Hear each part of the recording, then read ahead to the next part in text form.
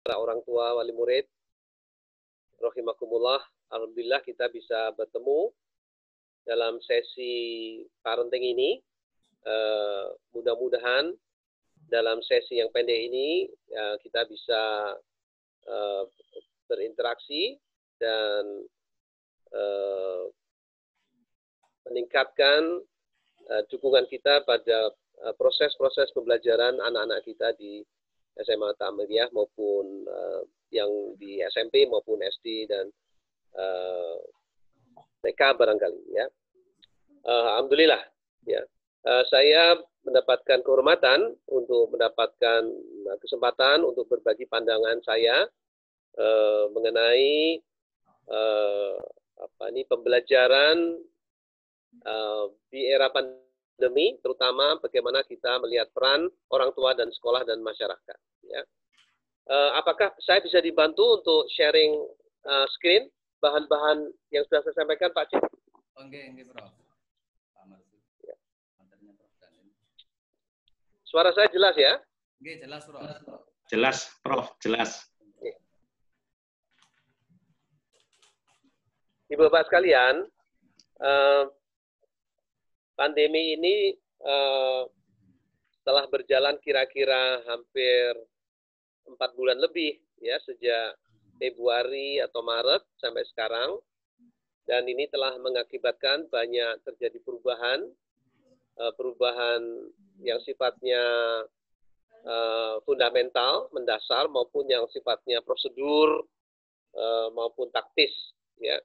Nah, saya kira bahkan sebelum pandemi, Menteri Nadiem Makarim telah melontarkan satu gagasan yang disebut Merdeka Belajar. Ya. Itu sebelum pandemi. Ya, kira-kira tahun lalu, program Merdeka Belajar itu telah disampaikan oleh Pak Menteri. Ya. Nah, saya melihat bahwa pandemi ini telah mendorong program itu menjadi makin cepat. Ya. Jadi saya kira ini harus diingat ya, bahwa anak-anak kita itu belajar tidak hanya sekedar untuk memiliki keterampilan dan pengetahuan, tapi yang terpenting sebetulnya menurut Ki Hajar Dewantara, tujuan belajar atau tujuan pendidikan yang terpenting itu adalah untuk membentuk jiwa merdeka. Ya. Jadi jiwa merdeka itu satu konsep yang penting yang mungkin agak banyak terlupakan selama ini. Ya. Belum berhasil sharing, Pak Cip? Iya, sebentar, Prof. Oke, sebentar. Ya.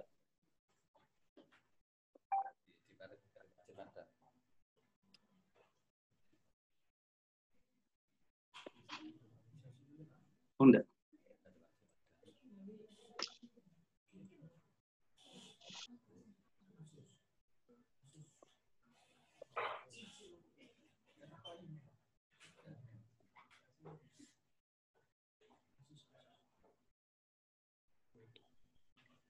Enggak ada, Pak Cip. Ini di kamar sih yang ada. Itu pinjam zoomnya bentar, Mak.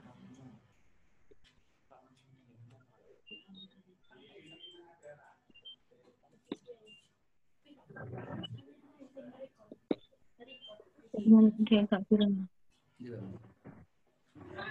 Ini dah.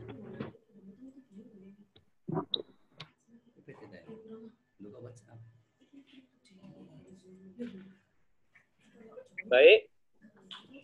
Belum berhasil, Pak Cip? Ini Prof, ini baru di-download. Sebentar, Prof. Insya Allah, sebentar, Prof. Ya. Terus.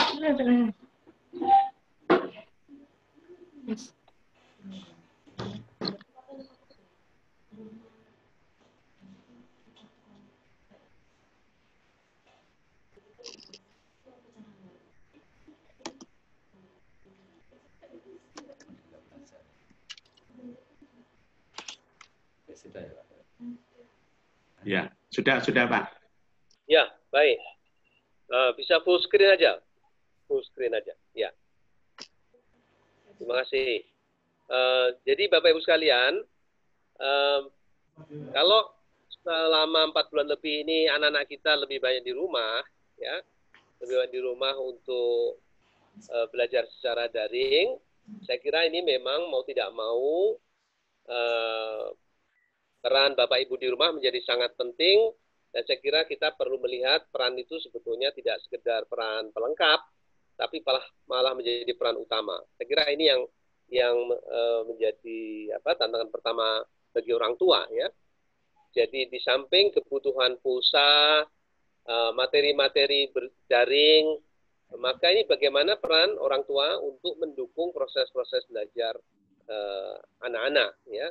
Saya kira penting, tadi sudah disampaikan oleh Bapak Kepala Sekolah, bahwa semua target-target kurikulum yang telah disusun sebelum pandemi harus disesuaikan kembali, ya. Jadi saya kira kita harus lebih realistis bahwa target-target kurikulum yang disusun dan ditetapkan sebelum pandemi itu perlu dikalibrasi, perlu dilakukan penyesuaian-penyesuaian, ya.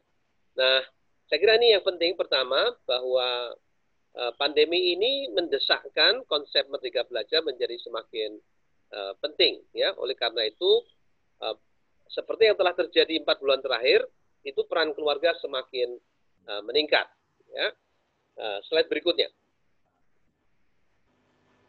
Nah, Bapak Ibu sekalian, nah perubahan-perubahan itu tidak perubahan-perubahan bersifat permukaan, tapi bisa bersifat mendasar, ya.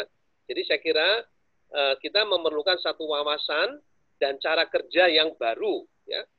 Mungkin cara-cara kerja yang lama tidak bisa dipakai lagi atau harus disesuaikan, ya. Jadi saya kira ini penting para guru maupun orang tua menyiapkan diri untuk mengembangkan satu cara kerja, cara hidup baru, ya. Jadi saya kira ini penting, walaupun pandemi ini akan berakhir, walaupun kita tidak tahu kapan berakhir, tapi ini satu kesempatan untuk melakukan merumuskan gaya hidup baru, ya. Jadi sebelum pandemi ini banyak kekeliruan sebetulnya yang terjadi, dan itu bisa kita koreksi saat sekarang ini, ya. Slide berikutnya. Nah, Bapak Ibu sekalian, saya kira dengan adanya teknologi internet itu sebetulnya peran sekolah sudah bergeser, ya, sudah bergeser dan sudah berkurang, ya, sebetulnya, ya.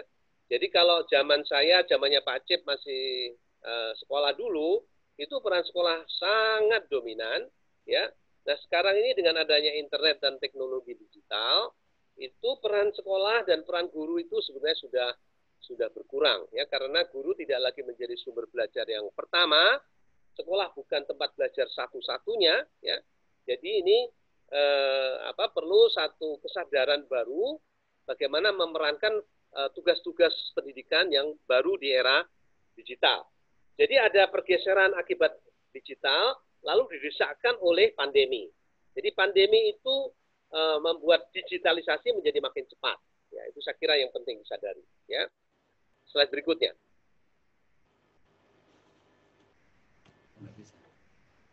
Slide berikutnya. Ya. Nah, Bapak Ibu sekalian, jadi telah terjadi satu pergeseran kelembagaan. Ya. Yang pertama adalah peran kita orang tua di rumah, di dalam keluarga itu makin penting. Ya, jadi ini perlu disadari, mungkin akan menimbulkan banyak persoalan penyesuaian, ya, tetapi peran keluarga itu makin penting sesuai dengan sunnah sebetulnya. Jadi keluarga itu adalah institusi yang dipijakkan pada sunnah, ya, bukan oleh undang-undang dasar atau oleh undang-undang, ya, tapi oleh sunnah Rasul, ya. Jadi ini keluarga itu menjadi institusi yang didirikan karena sunnah, ya. Nah, kemudian sekolah dan masyarakat itu sifatnya membantu, ya, sebenarnya membantu keluarga, ya. Dan sekolah dan masyarakat itu seperti masjid misalkan, itu perlu membantu keluarga, ya, menguatkan keluarga sebagai satuan pendidikan, ya. Jadi jangan sampai kita keliru memahami bahwa keluarga itu adalah satuan pendidikan. Bahkan keluarga itu adalah, atau ibu dan ayah itu adalah madrasah yang pertama dan dan utama. Ya, dan saya kira ini penting disadari. Ya. Slide berikutnya. Bapak Ibu sekalian, jadi keluarga itu perlu dilihat sebagai satuan pendidikan yang utama dengan kurikulum tingkat keluarga. Ya. Masyarakat dan sekolah bersifat melengkapi dan menambahi saja. Jadi saya kira rancangan kurikulum itu perlu dilihat kembali, ya, perlu dilihat terutama untuk pendidikan yang lebih dasar sebenarnya untuk SD dan SMP, ya, karena SMA itu sebenarnya sifatnya lebih bersifat teknis untuk menyiapkan anak-anak untuk bisa bekerja secara produktif, ya. Tapi kalau kita bicara pendidikan SD dan SMP itu tugas keluarga menjadi jauh lebih penting daripada sekolah, ya. Jadi kalau kita lihat sekolah itu bersifat melengkapi, ya. Jadi jangan sampai ada orang tua yang pasrah bongkoan, ya. Orang tua yang pasrah bongkoan ke sekolah itu sikap yang tidak bertanggung jawab, ya. Jadi saya kira ini penting disadari bahwa peran keluarga itu sangat penting, ya. Jadi kita perlu mengembangkan satu kurikulum di tingkat keluarga di mana kurikulum sekolah itu disesuaikan, ya, dengan sikon keadaan keluarga. Apalagi kalau kita berbicara secara lebih umum, misalkan di daerah pedesaan, di pulau-pulau terpencil, ya, kurikulum yang sifatnya biasanya ditetapkan di tingkat kabupaten atau di tingkat provinsi, itu sifatnya umum, lalu muatan-muatan lokal itu bisa dikembangkan di tingkat keluarga. Tadi Pak Cipto sudah melihat bahwa ada muatan-muatan lokal, ya. Nah, muatan lokal di tingkat keluarga ini penting, Pak, sekarang ini, ya. Jadi karena keluarga menjadi semakin berperan besar, ya. Slide berikutnya. Nah, oleh karena itu saya kira guru mesti legowo, ya, mesti legowo dengan tugas-tugas baru dan orang tua siap mengambil peran baru dalam pendidikan itu, ya. Jadi tidak boleh lagi orang tua ini istilahnya acuh tak acuh atau pasrah bongkoan tadi, setelah pasrah bongkoan pada kepala sekolah ataupun sekolah, ya. Jadi ini tantangan baru yang dihadapi oleh keluarga, ya. Slide berikutnya. Bapak Ibu sekalian, jadi fokus pada pendidikan di masa depan itu adalah fokus pada learning, ya, pada belajar, ya. Sekolah itu sifatnya nanti akan sifatnya membantu, dia menjadi asisten, ya, sifatnya melengkapi dan menambahi, ya. Jadi saya kira ini penting terutama untuk pendidikan dasar dan menengah, ya.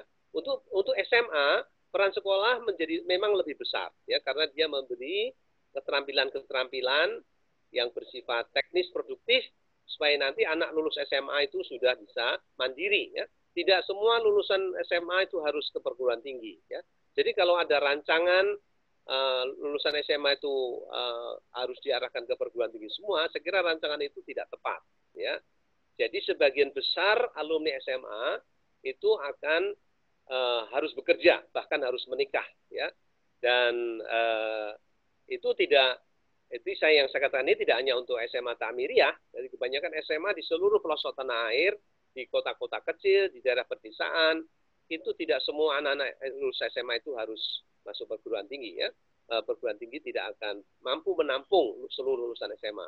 Paling hanya 5% sampai 10% lulusan SMA itu yang harus kuliah dan memang memiliki bakat akademik untuk menjadi sarjana, ya. Tetapi by design, by default, lulusan SMA kita itu harus siap bekerja, harus siap untuk mandiri, sehat dan bertanggung jawab setelah dia lulus SMA, ya. Slide berikutnya. Slide berikutnya.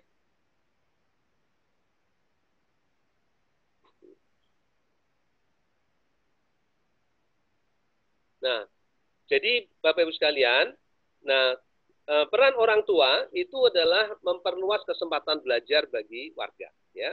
Masjid juga bisa dikatakan begitu, pramuka, sekolah klub-klub silat, klub-klub olahraga dan seni itu memberi kesempatan belajar di luar sekolah untuk belajar hidup secara merdeka, mandiri dan sehat dan produktif, ya. Jadi ini tujuan pembangunan pendidikan seperti itu, ya. Slide berikutnya. Slide berikutnya. Nah, Bapak Ibu sekalian, mohon dipahami bahwa belajar sebagai proses memanai pengalaman itu terdiri dari 4 kegiatan pokok. Yang pertama adalah mengalami atau praktek, kemudian kesempatan untuk berbicara, kesempatan untuk membaca, dan kesempatan menulis. Ya, jadi kalau anak-anak kita sudah praktek, kemudian diberi kesempatan untuk membicarakan apa yang dipraktekkan, dan membaca hal-hal yang telah dipraktekkan, dan kemudian menuliskan kembali apa yang sudah dipraktekkan, maka dia sudah belajar. Ya, apakah belajar tentang kopi, tentang ikan, tentang sawit, tentang berdagang di pasar, itu memerlukan praktek. Ya, jadi saya kira di SMA mungkin porsi prakteknya makin penting, terutama perlu praktek-praktek yang bersifat produktif. Ya, tapi kegiatan menulis, membaca, dan berbicara itu juga makin penting. Ya, bahkan dukungan IT, teknologi IT menjadi semakin penting untuk level SMA. Sedangkan untuk SD dan SMP peran IT itu tidak boleh terlalu besar, ya. Sebab anak-anak SD SMP itu masih memerlukan pengalaman 3 dimensi, ya. Slide berikutnya. Jadi saya sudah katakan tadi bahwa teknologi komunikasi dan informasi itu menjadi alat bantu, ya. Dia tidak boleh menggantikan, ya. Dan warga belajar, murid dan guru serta keluarga itu menentukan alat bantu apa saja yang dibutuhkan sesuai kondisi keluarga, ya, sesuai sikon lokal, ya. Kalau terbatas sinyal, tidak ada HP, tidak ada gadget dan seterusnya, tentu pembelajaran itu akan semakin bersifat real, ya. Saya kira begitu, ya. Lanjutkan slide berikutnya. Nah, Bapak Ibu sekalian, jadi untuk siswa-siswa SD SMP itu pengalaman 3 dimensi di luar ruang itu menjadi sangat penting daripada material-material online, ya, terutama bagi anak laki-laki. Anak laki-laki itu tidak baik kalau dia dikurung di kelas berlama-lama. Lain dengan anak perempuan. Anak perempuan itu cocok di kelas, dengan anak laki-laki perlu lebih banyak di luar kelas, ya. Jadi saya kira ini perlu dipertimbangkan untuk meninjau supaya anak laki-laki lebih banyak dilibatkan kegiatan-kegiatan di luar ruang, itu akan lebih cocok, ya, dengan mereka. Nah, kemudian juga bahwa proses belajar itu perlu semakin berpusat pada anak, ya. Jadi kurikulum yang sifatnya seragam dan ditentukan oleh sekolah harus tadi disesuaikan dengan tingkat kurikulum tingkat keluarga tadi saya sebut, ya. Jadi ada kebutuhan-kebutuhan yang unik karena semua anak itu memiliki bakat dan minat yang berbeda, lingkungan yang berbeda, orang tua dengan pekerjaan yang berbeda, ada yang jadi tentara, ada yang jadi pegawai negeri, ada yang pedagang di pasar, macam-macam, ya. Jadi kalau bisa kurikulum itu menyesuaikan dengan pengalaman sehari-hari anak di rumah, sehingga yang diajarkan itu lebih bermakna. Mohon perhatian bahwa dalam pendidikan yang baik itu relevansi jauh lebih penting dari mutu, ya. Jadi saya kira ini mohon diperhatikan bahwa relevansi itu lebih penting, ya, bukan mutu, ya, yang terlalu dikejar-kejar, ya. Slide berikutnya. Nah, perlu dipahami bahwa sebenarnya belajar itu sudah prosesnya itu proses yang muncul tiba-tiba, ya. Dia tidak sesuatu yang perlu rancangan yang jelimet, ya, seperti kurikulum yang rinci, ya. Oleh karena itu kreativitas guru dan orang tua terutama itu ditantang, ya, sejak perencanaan pembelajaran, ya. Tapi saya katakan bahwa kalau anak-anak kita itu normal apalagi cerdas, kita tidak memerlukan kurikulum yang jelimet, ya. Jadi kurikulum yang kita butuhkan itu kurikulum yang lebih lentur, terbuka, ya. Jadi tidak terlalu jelimet, ya. Jadi orang tua tidak perlu khawatir berlebihan mengenai soal kurikulum sebetulnya, ya. Slide berikutnya. Nah, kemudian juga lingkungan institusi, budaya setempat akan menentukan keberhasilan belajar, ya. Jadi saya kira orang tua perlu memanfaatkan lingkungan di sekitar rumah, ya, apakah itu masjid, karang taruna, apa saja, ya, kegiatan-kegiatan di sekitar rumah itu akan ikut membentuk keberhasilan belajar, ya. Dan kemudian yang terpenting adalah lingkungan masyarakat itu akan membentuk warga yang mandiri, ya, bertanggung jawab, ya. Karena kalau anak-anak terlalu lama di sekolah itu terlalu aman dan nyaman, ya. Kalau sekolah lingkungan selalu aman dan nyaman itu kurang memberi tantangan, ya. Jadi ini memang agak problematik, ya. Anak-anak SMA itu perlu diberi tantangan yang lebih lebih besar ya. Jangan sampai lingkungan SMA itu terlalu aman dan nyaman ya. Karena tidak akan membentuk warga yang sehat, yang mandiri ya. Jadi kemandirian itu dibentuk oleh tantangan-tantangan ya, terutama nanti menjelang lulus pada umur 16 sampai 18 tahun anak-anak kita itu sudah mandiri, bertanggung jawab, sehat dan produktif ya. Slide berikutnya. Nah, Bapak Ibu sekalian, saya melihat bahwa dalam konsep Merdeka Belajar itu memang guru perlu dibebaskan dari kungkungan dalam lingkungan sekolah saja ya. Guru lebih aktif keluar dalam sebuah jejaring belajar ya. Guru lebih aktif berkunjung ke simpul-simpul belajar bersama anak-anak itu di dekat rumah. Kalau anak itu belajarnya rumahnya jauh dari sekolah, maka guru menjemput bola ya. Guru menjemput bola untuk memastikan anak-anak itu memperoleh atau memperoleh asistensi yang cukup ya untuk memfasilitasi proses-proses belajar anak-anak kita itu ya. Slide berikutnya ya. Saya lihat bahwa guru juga perlu menjadi sociopreneur ya dalam simpul-simpul belajar yang diorganisasikan secara mandiri. Nanti tentu saja sekolah menjadi semacam hub-nya gitu, pusatnya, di mana materi-materi belajar, studio, bengkel, laboratorium itu disediakan oleh sekolah, tetapi lingkungan-lingkungan belajar yang diorganisasikan oleh keluarga dan masyarakat itu diorkestrasikan oleh sekolah ya dalam satu jejaring ya. Jadi memanfaatkan cara kerja jejaring ya. Kemudian guru membantu keluarga untuk menjadi satuan edukatif dan produktif dalam lanskap ekonomi yang baru ya. Jadi saya kira ekonomi kita di masa depan itu tidak sama dengan ekonomi yang lalu-lalu ya. Jadi ini tentu perlu mendapatkan perhatian karena ekonomi kita akan semakin bersifat sharing, kemudian berukuran kecil di tingkat rumah tangga ya. Kemudian juga berorientasi pada urban, dan kalau sekolah kita itu ada di lingkungan pertanian maupun perikanan, maka dia harus mendekatkan diri pada lingkungan urban agromaritim itu ya, supaya anak-anak itu kalau sudah lulus dia tidak pelongo-pelongo ya, tidak pelongo-pelongo, tidak tahu apa yang mesti dikerjakan ya, karena pendidikan mereka telah mendekatkan mereka dalam kehidupan sehari-hari di sekitar mereka ya. Ini saya kira penting, guru harus menjangkau kehidupan anak-anak di luar, di sekitar sekolah, di sekitar rumah ya. Slide berikutnya. Nah, sekolah akan mengambil peran sebagai learning resource center yang terbuka bagi semua warga belajar ya. Jadi ini mungkin menjadi lebih terbuka, sifatnya lebih terbuka. Jadi ini tidak jadi menjadi semacam open ya, open sekolah terbuka ya. Barangkali agak dipersingkat Prof, ini waktunya kita. Ngapunten. Mohon maaf ya. Slide berikutnya, ini mungkin yang terakhir barangkali ya.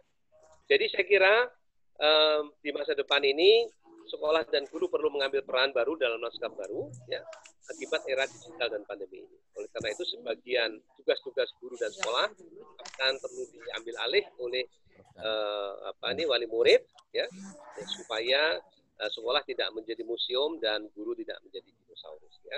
Saya kira demikian apa yang bisa saya sampaikan, kurang lebihnya saya mohon maaf.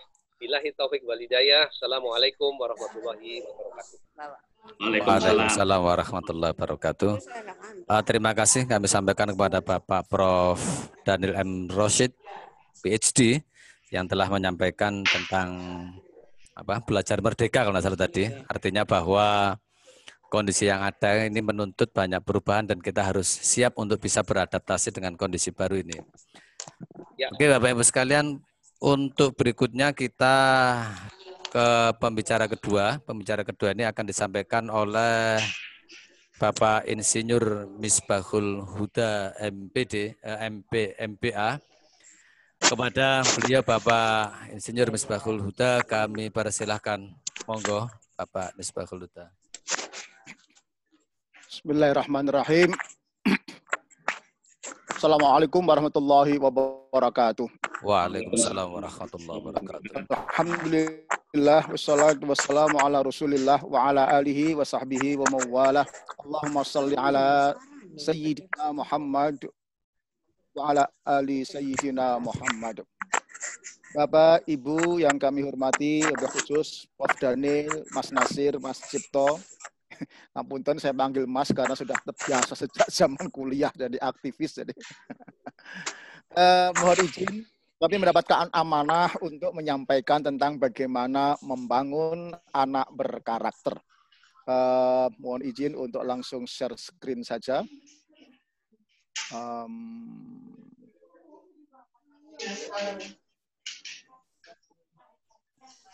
Apa sudah kelihatan ya?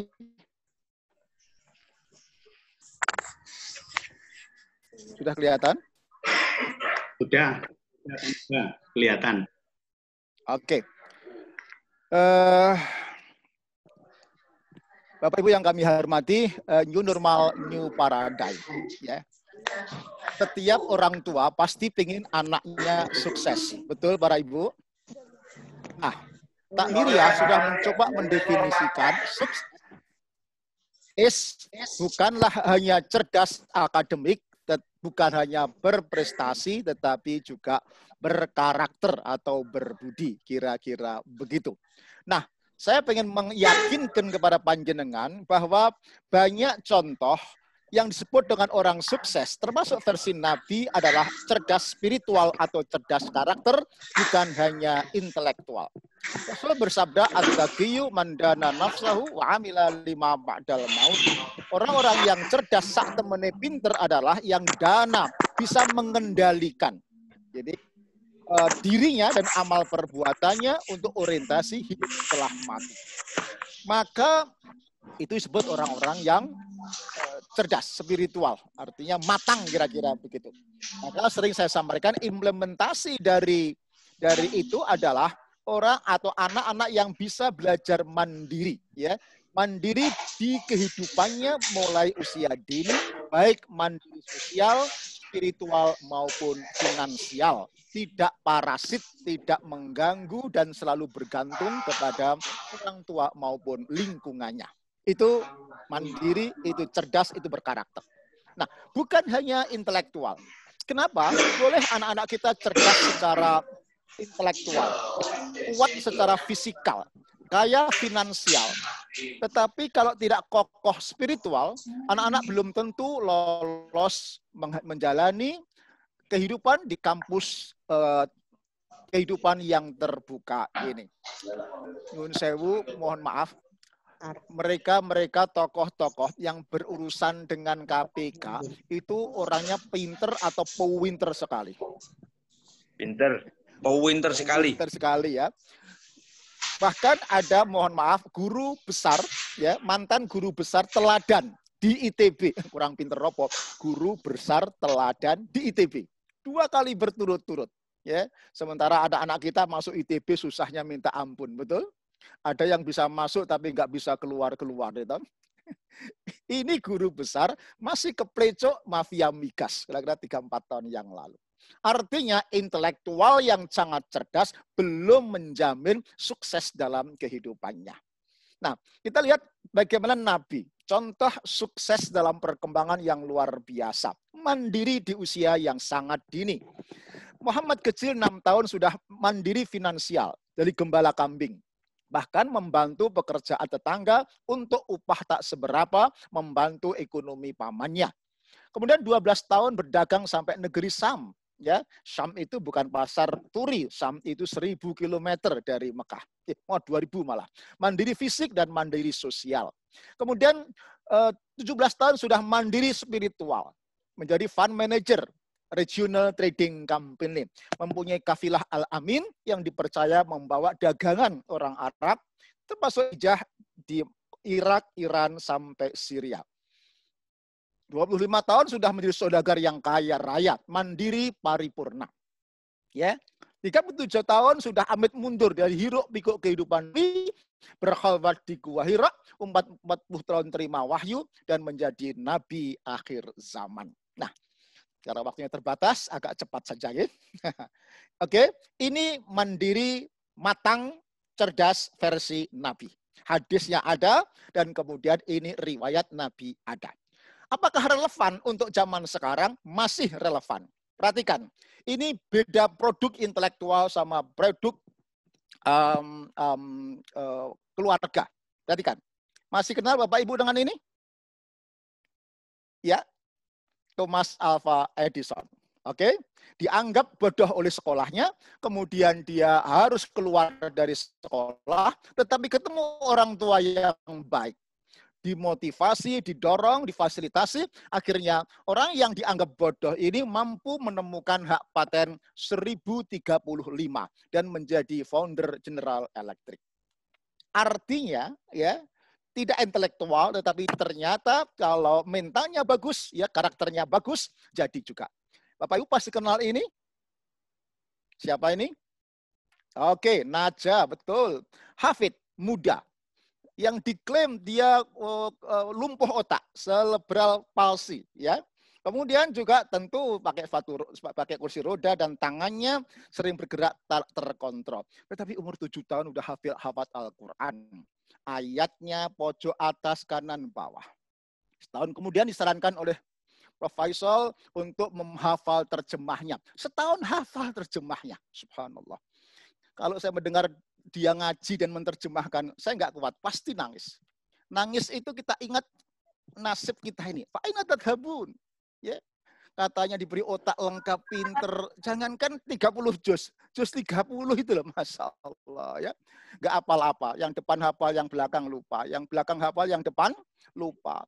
Depan belakang dihafalkan, tengah-tengah lupa. Yang senyum-senyum itu sama dengan saya kelihatannya. Artinya orang yang ya disebut lumpuh otak, ternyata Allah berikan ketemu orang tua yang luar biasa, menjadi anak yang sungguh sangat membanggakan. Perhatikan ini. Masih ingat? Masih ingat? Iya. Dia adalah Inhat Sinaga. Ya, intelektualnya luar biasa. Lulus SMA Depok, kemudian terima di Arsitek UI, kemudian S2-nya di Manchester. Double degree. Ya, apa yang terjadi? 37 tahun belum mandiri karena masih dikirim dari orang tuanya, belum mandiri finansial. Ya, tidak mandiri sosial. Untuk mendapatkan, mohon maaf, teman homonya dia harus mengobati dan memperkosanya. Tidak mandiri spiritual karena prestasinya tanda petik mempermalukan Indonesia, membunuh lebih dari 130 orang. Ya, jelas ini. Ini cerdas akademik, Bapak. Tetapi pasti tidak berkarakter. Nah, oleh karena itu karakter menjadi sesuatu yang penting.